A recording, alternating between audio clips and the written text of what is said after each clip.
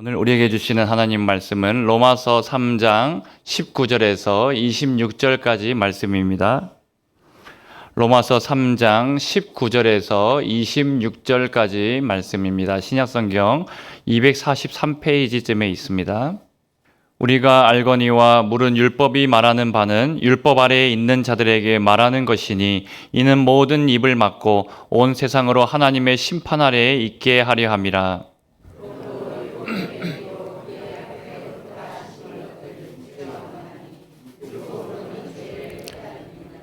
이제는 율법 외에 하나님의 한 의가 나타났으니 율법과 선지자들에게 증거를 받은 것이라.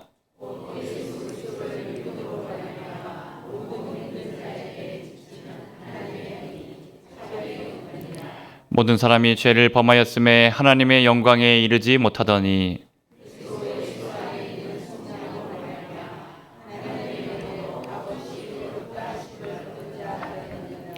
이 예수를 하나님이 그의 피로써 믿음으로 말미암는 화목제물로 세우셨으니 이는 하나님께서 길이 참으시는 중에 전에 지은 죄를 간과하심으로 자기의 의로우심을 나타내려 하심이니 곧 이때에 자기의 의로우심을 나타내사 자기도 의로우시며 또한 예수 믿는 자를 의롭다 하려 하심이라.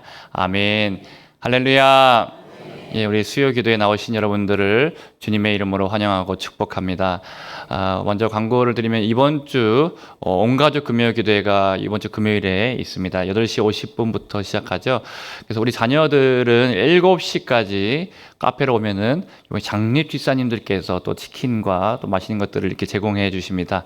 그래서 혹시 자녀들 있으시면은 우리 유초등부 또 중고등부 청년들에 이르기까지 우리 7시까지 카페로 보내주시면 되겠습니다. 여러분, 지난 시간까지 우리가 로마서 1장, 2장 말씀을 살펴봤습니다. 로마서 1장부터 이제 2장까지 말씀. 그래서 오늘 로마서 1장부터 시작해서 로마서 이제 3장까지 이르기까지 결론을 한마디로 한다면은 인간은 죄인이다라는 말씀입니다. 모든 인간은 누구나 할 것 없이 유대인과 이방인, 그리고 도덕적인 자, 부도덕적인 자, 종교적인 자, 종교적이지 않은 자 할 것 없이 누구와 할 것 없이 다 예외 없이 하나님 앞에서 죄인이었다라고 말씀을 드렸습니다. 로마서 1장에서 하나님을 알지 못하는 이방인들도 죄인이었습니다. 이방인들이 로마서 1장 마지막 부분에 보면은 서로 몸으로 더럽히고 또 여러 가지 안 좋은 죄악들이 쭉 마지막에 나오면서 그렇게 하나님 앞에서 죄인이라는 것을 알려줍니다. 로마서 2장에서는 어땠습니까? 남을 판단하는 너희는 어떻냐라고 하면서 유대인 너희 역시도 하나님 앞에서 똑같은 죄인이다라고 말씀하셨습니다. 유대인 너희도 썩었다, 그렇게 말씀하신 거죠. 이방인도 썩었지만 유대인 너희들도 썩었다. 그리고 로마서 3장 이제 23절 말씀에 오니까 모든 사람이 죄를 범하였으며 하나님의 영광에 이르지 못했다라고 하면서 모든 사람이 다 죄인이고 하나님 앞에서 썩었다, 그렇게 성경이 말씀하고 있는 것이죠. 이 자리에 나와 있는 우리는 그러면 더 나은 사람입니까? 사실은 우리도 마찬가지입니다. 그래서 모든 사람들이 하나님의 영광에 이르지 못했다라는 말씀이 앞에 로마서 1장과 2장과 오늘 만나게 된 3장까지 말씀의 첫 번째 결론입니다. 이러한 때에 오늘 로마서의 말씀은 사람에게 그래서 소망을 두지 말고 오직 하나님께만 우리의 소망을 둬야 된다라는 것을 말해줍니다. 로마서는 이처럼 먼저 우리에게 전제하고 있는 것이 무엇입니까? 우리가 모두가 죄인이라는 것을 분명히 하고 있습니다. 확실하게 깨달을 때까지 우리에게 계속해서 반복해서 이야기합니다. 너 죄인인 거 정말 인정하니? 너에게는 아무 소망이 없는 절망적인 존재라는 것을 너가 정말로 확실하게 깨닫니? 성경은 반복해서, 사실은 성경 전체에서 그런 이야기들을 하고 있습니다. 왜 자꾸 이렇게 확인하고 강조할까요? 그렇게 듣기 좋은 소리는 아닌데 수요일날 한 주 동안 여러분 또 피곤한 몸을 이끌고 기도에 나왔는데 오자마자 죄인이라고 하니까 기분 좋은 사람이 누가 있겠습니까? 그런데 왜 이렇게 반복해서 강조합니까? 우리가 죄인임을 인정할 때 비로소 하나님이 우리의 소망이심을 인정하고 하나님을 찾게 되고 그때부터 하나님께서 역사하시기 때문입니다. 그래서 이 로마서 말씀이 우리가 죄인임을 강조하는 또 다른 이유는 우리가 또 죄인임을 인정할 때에도 너무 피상적으로 그리고 형식적으로 인정할 때가 많기 때문입니다. 예를 들어서 어떤 한 사람이 죄를 지어서 재판정 앞에 지금 서게 되었습니다. 이제 이 죄인이 판사 앞에서 이렇게 이야기합니다. 정말 제가 죽을 죄를 지었습니다. 제발 선처해 주십시오. 그러자 판사가 이렇게 이야기합니다. 당신이 죄를 짓긴 했지만 정말 죽을 정도의 죄는 아닙니다. 그냥 사형은 안 할 테니까 감옥에 가서 한 10년 정도만 살고 나오십시오. 이렇게 구형을 하자 이 죄인이 돌아서서 나오면서 형이 길다고 욕이란 욕은 다 그런 아주 쌍스러운 욕을 입에서 막 내뱉었다라고 합니다. 여러분, 언제 자신이 죽을 죄인이라고 말했냐는 듯이 정말 태도를 확 돌변하는 모습이었다라는 것이죠. 여러분, 우리도 하나님 앞에서 이런 모습이 혹시 있지 않은지 우리 자신을 생각해 봐야 합니다. 결국에는 우리가 짓고 있는 이 모든 죄악들은 하나님의 분노와 또 진노와 저주와 심판을 일으킵니다. 최근에 여러분 미국과 이란의 전쟁이 치열하게 진행되고 있고 오늘 휴전을 했다라고 하는 것 같긴 한데 잠시 휴전을 했다라고 하는 것 같은데 여러분 이 미국과 이란의 전쟁에서 미국이 압도적인 전투력을 표현하는 이 군사 작전명을 뭐라고 표현했습니까? 처음에 침공할 때 뭐라고 말했습니까? 장대한 분노라는 작전명을 가지고 이란을 쳤습니다. 이 장대한 분노라는 이름 그대로 미국에서 항공모함이 뜨고 하늘에 레이더에 잡히지 않는 스텔스 비행기가 날아다니고 미사일들이 비처럼 쏟아졌습니다. 이렇게 말이 꼬이죠. 비처럼 그렇게 미사일이 쏟아졌습니다. 또 최근에 이제 베네수엘라 대통령을 체포할 때에도 한 나라의 수장을 체포할 때에도 미국이 어땠습니까? 압도적인 힘으로 군사들을 제압하고 대통령을 체포해서 미국으로 보내기도 했습니다. 여러분, 하물며 미국이 그 정도인데 온 우주의 왕이신 패권을 가지신 하나님께서 장대한 분노로 진노를 쏟아부으시면은 이 세상은 어떻게 되겠습니까? 한순간에 끝날 수밖에 없는 것이 이 세상입니다. 이것이 죄인인 인간이 받아야 하는 저주이고 심판이고 비참한 실상이고 현실이었습니다. 율법은 뭘 가리킵니까? 계속해서 뭘 말해줍니까? 우리의 이러한 비천함을 드러내주고 거울처럼 우리 앞에 비춰줘가지고 우리의 죄와 우리의 비참한 현실을 보게 하는 것이 율법의 역할입니다. 로마서 3장 20절 말씀, 오늘 본문의 말씀을 한번 같이 앞에 화면 통해서 읽어보겠습니다. 시작. 그러므로 율법의 행위로 의롭다함을 얻을 육체가 없나니 율법으로는 죄를 깨달음이니라.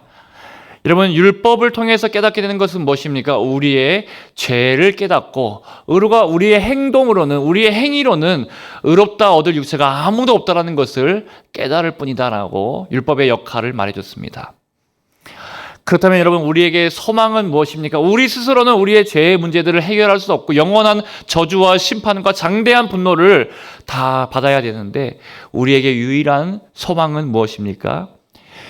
우리를 이 죄악에서 벗어날 수 있는 것에 대해서 사도 바울이 3장 21절에서 이제는 이라고 말하면서 말씀하고 있습니다. 같이 한번 읽어보겠습니다.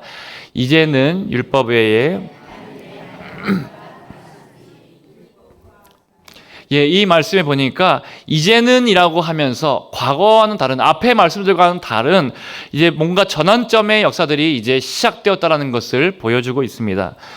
이전에는 율법을 지켜야 말씀을 다 지켜야지 아무 죄를 짓지 않아야지 구원받을 수 있다라고 율법에 대해서 말했다라고 한다면은 그런데 아무도 율법을 지킬 수 없자 이제 새 길을 이제는이라고 하면서 열어준 것입니다.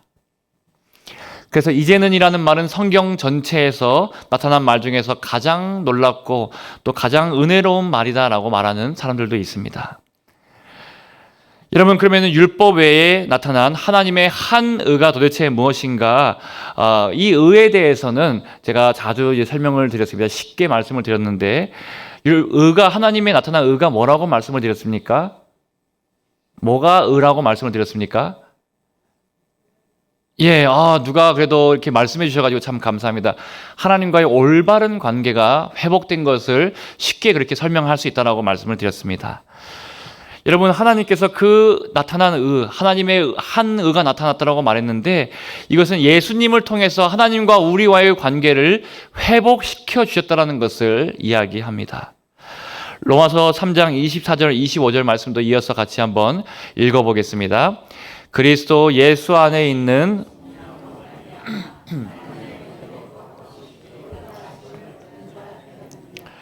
이 예수를 하나님이 그의 피로써 믿음으로 말미암는 화목제물로 세우셨으니 이는 그님께서 전에 지은 죄를 간과하심으로 자기의 의로우심을 나타내려 하심이니. 여러분, 죄인인 우리에게 나타난 하나님의 의가 무엇인가? 예수님께서 지금 행하신 놀라운 역사들을 보여주고 있는데, 하나님과 올바른 관계를 맺게 하기 위해서 하신 일을 말씀해 주고 있는데요. 하나가 속량이고 또 하나는 화목제물의 역할을 하셨다라고 말씀합니다. 속량이라는 말은 무엇입니까? 바울 시대에 노예를 값주고 샀다라는 말이 속량의 의미입니다. 예수님이 우리를 속량하셨다는 말은 예수님의 피로 자신의 피값을 우리에게 세상에 지불하시고 우리를 구원하시고 사셨다라는 의미입니다. 우리가 죄를 범해서 받을 수 없었던 그 형벌, 그리고 죄의 종노릇하던 모든 것들을 주님의 보혈로 값주고 사셔서 우리를 자유케 해주셨고, 이제 우리를 노예의 신분에서 풀어주셨다. 그것이 바로 속량의 모습이고, 하나님께서 영광스러운 모습으로 우리를 회복시켜 주셨다라고 말씀합니다. 여러분, 이 속량에 대해서 한번 이렇게 생각해 보시면 좋습니다. 지금 여기가 여러분 재판정이라고 한번 생각해 보십시오. 피고가 있고요. 또 이쪽에 누가 있겠습니까?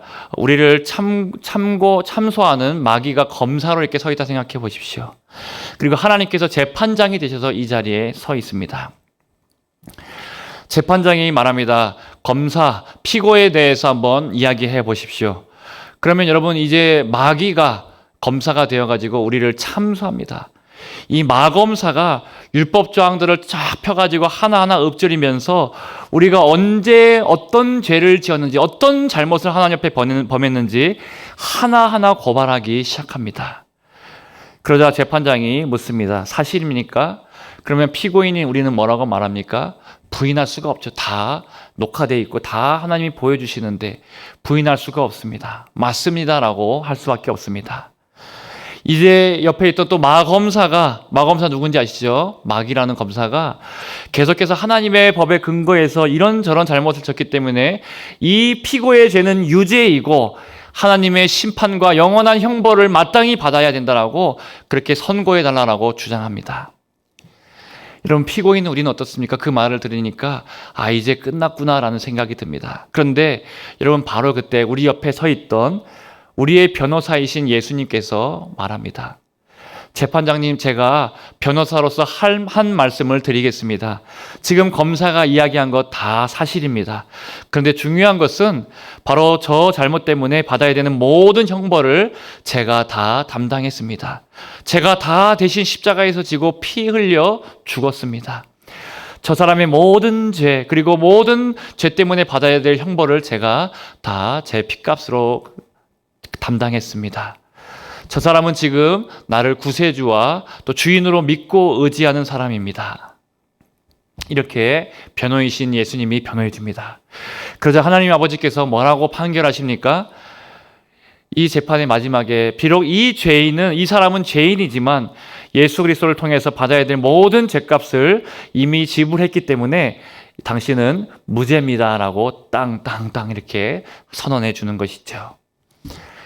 이제 우리를 향해서 하나님께서 너는 무죄이고 너는 이제 의로운 자라고 말하면서 이제 그 하나님의 의를 받았으니까, 올바른 관계가 회복되었으니까 마음껏 자유롭게 주님을 위해서 살도록 그렇게 자유를 줍니다.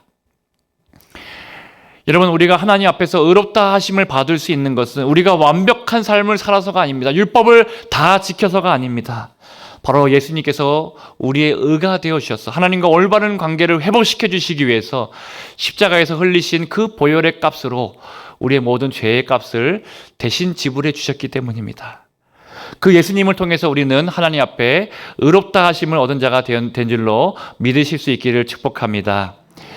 여러분, 그래서 사도 바울은 이야기합니다. 하나님께서 예수님을 통해서 우리를 구속하셨고 값을 치렀다라고 말합니다. 그래서 24절 마지막에 보시면요, 하나님의 은혜로 값없이 의롭다 하심을 얻은 자 되었느니라.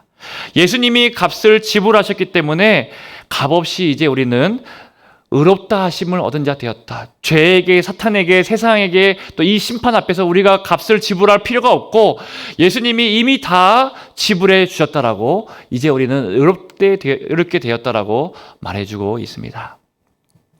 자, 두 번째를 보겠습니다. 이제 예수님께서 우리에게 의가 되시기 위해서, 하나님과 올바른 관계를 회복시키시기 위해서 화목제물의 은혜로 우리를 의롭게 하셨습니다. 24절, 25절 말씀을 다시 한번 앞에 띄워주십시오. 이 말씀에 보니까 25절쯤에 이 예수를 하나님이 그의 피로써 믿음으로 말미암는 화목제물로 세우셨으니 라고 나옵니다. 여러분, 이 화목제사는 속죄제사라든지 희생제사와는 좀 다릅니다. 속죄제사는 어떻습니까? 속죄제물을 잡아서 죄를 없애주시는 것이 속죄제사이죠. 화목제사는 어떻습니까? 화목제사는 죄 없는 것에서 나아가서 죄를 없애주는 것까지 해서 끝나는 것이 아니라 더 나아가서 관계까지 회복시켜 주시는 것이 화목제사입니다. 속죄제사를 통해서는 나는 하나님 앞에 죄인입니다 라고 고백하고 그렇게 죄가 없는 것으로 간주하셨다면은, 여러분, 그런데 그것으로 끝나게 된다면 어떻습니까? 감정적으로는 서먹하다든지 불편한 감정들이 남아있을 수 있습니다. 여전히 우리는 죄인이지만 그냥 죄인이 아닌 것으로, 의인으로 그냥 여겨주시는 것으로 끝날 수도 있습니다. 그런데 예수님께서 지금 화목제사를 드려주심으로 우리에게 완전하게 관계까지도 회복시켜 주시고 아들의 지위까지도 온전하게 회복시켜 주셨다는 것이죠. 그래서 지금 삼위 하나님이 영원 전부터 영원토록 누리고 계시는 하나님의 친밀한 교제, 삼위 하나님의 끈끈하고 뜨거운 그 사랑의 연합과 교제 속에 다시 우리를 화목케 하셔서 예수 그리스도의 이 십자가의 은혜를 통해서, 그 의를 통해서 우리를 화목케 하는 자리로 우리를 불러주셨다는 것입니다. 그것이 화목제사의 의미입니다. 여러분, 어떤 사람은 예수님 믿고도 자꾸 과거에 붙들려서 자유하지 못하고 하나님과의 깊은 교제로 나아가지 못하는 분들이 있습니다. 죄책감에 빠져서 그렇게 하는 것이죠. 과거 내가 청년일 때, 학생일 때 지었던 그 죄 때문에 죄책감에서 나오지 못하고, 나는 그때 너무 많은 죄를 지었는데 라고 하면서 내 인생은 끝났다라고 생각하고 예수님께 나오지 못하는 분들이 혹 계실지 모르겠습니다. 내 그 죄의 문제를 계속해서 나를 따라다니면서 예수님도 또 하나님도 내 문제를 해결해 주실 수 없을 거다라고 생각하는 분이 있을 수 있습니다. 또 어떤 우리 여성도 분들께서는, 목사님, 저는 안 됩니다. 제가 남편을, 그 인간을 만나고 결혼한 순간부터 제 인생은 끝났습니다. 예수님이 오셔도 해결 못 하십니다. 그렇게 말씀하시는 분들이 혹 계실지 모르겠습니다. 웃자고 했는데 아무도 안 웃으시니까 제가 지금 어떻게 해야 될지 여러 가지 생각이 듭니다. 여러분, 과거에 묶여서 어떤 죄든지 간에, 어떤 문제든지 간에 그것 때문에 저는 안 됩니다라고 말하는 것은 아직 예수 그리스도께서 이루신 이 십자가의 은혜, 이 십자가의 의가 무엇인지를 다 알지 못하는 것입니다. 예수님의 그 속량의 은혜, 화목제물의 제사의 은혜가 어떤 것인지 안다라고 한다면은 우리는 정말로 주님 안에 자유하고 하나님과의 깊은 관계 가운데로 나아갈 수가 있습니다. 여러분, 우리가 잘못 선택하고 죄를 범하고 연약해서 넘어졌던, 그래서 받아야 될 모든 형벌과 심판을 예수님께서 다 받으셨다라고, 또 우리의 모든 문제들을 다 해결해 주셨음을 여러분 정말로 분명하게 믿으십니까? 그렇다면 이제 우리의 모든 과거는 다 청산된 것입니다. 이전 것은 지나갔으니 보라, 새 것이 되었도다.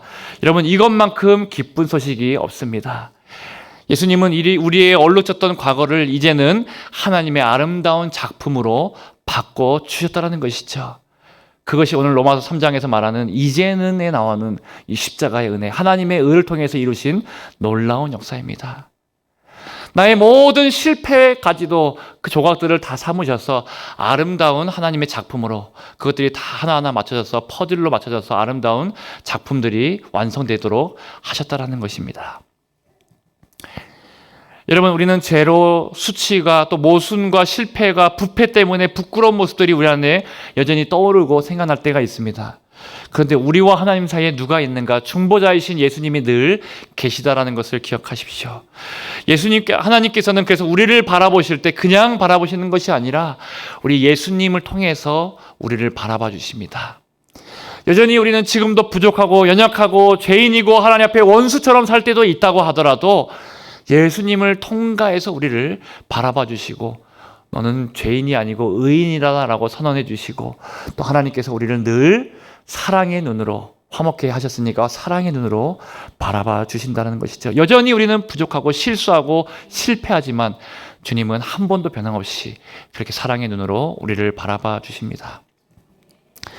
여러분께서 오늘 이 말씀을 통해서 속량과 화목제물을 통해서 우리가 깨달아야 될 것이 무엇입니까? 예수 그리스도의 이 십자가의 의와 십자가의 은혜를 통해서 우리가 깊이 알아야 될 것이 무엇입니까? 오늘 율법과 하나님의 은혜, 하나님의 의에 대해서 말씀을 전하고 있는데요.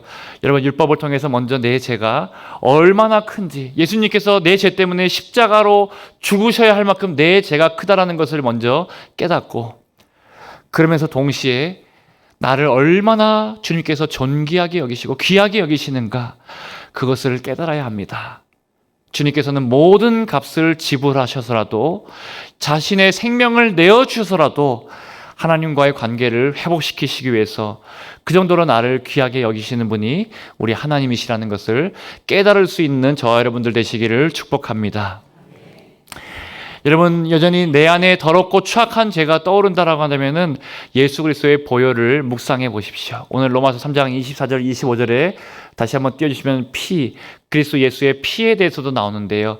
이 피가 보통 피가 아닙니다. 그냥 사람의 피가 아니고요. 구약시대에 제사 드릴 때 잡았던 소나 양과 같은 동물의 피가 아닙니다. 이 세상에 가장 고귀하신 분께서 그 누구와도 바꿀 수 없는, 그 무엇과도 바꿀 수 없는 그 보혈로 우리를 씻어주셨습니다. 그 피가 씻지 못할 죄가 없고 죄책감이 없습니다. 그 피가 해결하지 못할 문제가 없습니다. 예수님은 모든 우리의 죄를 깨끗하게 씻으시고 우리의 모든 문제들을 충분하게 해결하실 수 있는 능력이 있으신 줄로 믿으시기를 축복합니다. 아무리 우리 죄가 주홍같이 붉을지라도 주님의 보혈이 우리를 씻어주십니다. 우리의 죄의 문제도, 관계의 문제도, 건강의 문제도, 영적인 문제들도 또 생명의 능력이 되시는 주님의 보혈이 닿는 순간 우리들은 살아나게 되는 역사가 있을 줄로 믿습니다. 언제든지 주님의 십자가 앞에 나오시고 또 예수 그리스도의 보혈로 나를 씻어달라고 구하여서 그 보혈로 깨끗게 되시는 저와 여러분들 되시기를 축복합니다. 여러분, 오늘 말씀을 통해서 우리에게 주신 하나님의 복음과 또 하나님의 의에 대해서 말씀을 나눴습니다. 이 말씀 통해서 우리가 날마다 붙잡아야 될 것, 예수님께서 십자가에서 이루신 의입니다. 속죄 제물이 되어 주셨고 우리의 속량이 되어 주셨고 또 우리의 화목 제물이 되어 주셨고 화목 제사를 드려 주신 그 하나님을 통해서 하나님과의 올바른 관계가 회복되었음을 우리가 기억하면서 날마다 주님의 이 십자가의 의, 이 십자가의 은혜를 붙잡고 승리하시는 저와 여러분들 되시기를 주님의 이름으로 축복합니다.